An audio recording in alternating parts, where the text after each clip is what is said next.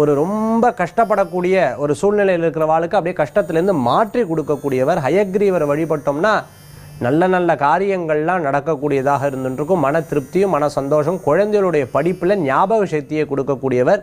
அவ்வளோ அம்சங்களை கொண்ட அந்த ஹயக்ரீவரை, ஞான ஆனந்தமயமாக இருக்கக்கூடிய ஹயக்ரீவரை, அந்த ஹயக்ரீவரை பிரார்த்தனை பண்ணுறது, ஹயக்ரீவருடைய படத்தை வச்சுண்டு தினம் தினம் தினம் தினம் சுவாமிக்கு புஷ்பம் வாங்கி போட்டு, முடிஞ்சால் வாரத்துக்கு ஒரு முறை ஏலக்காய் மாலை வாங்கி போட்டு, தினம் தினம் பாலில் சர்க்கரையை போட்டு, பாலை காய்ச்சி சர்க்கரையை போட்டு நைவேத்தியம் பண்ணி அந்த பாலை குழந்தைகளுக்கு கொடுக்கறது ரொம்ப விசேஷம்.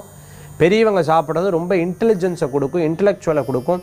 ரொம்ப சக்ஸஸ்ஃபுல்லாக ஒவ்வொரு காரியத்தையும் ஹேண்டில் பண்ணணும், ரொம்ப புத்திசாலித்தனமாக இயங்கிறதுக்கு இந்த ஹயக்ரீவர் வழிபாடு ரொம்ப விசேஷம். ஹயக்ரீவருடைய அஷ்டோத்திரம், ஹயக்ரீவருடைய போற்றிகள் 108 போற்றிகளை படித்து ஹயக்ரீவருக்கு அர்ச்சனை செய்து தீபாராதனை செய்து நமஸ்கரணம் பண்ணி வழிபடுறது உன்னதமான பலன்களை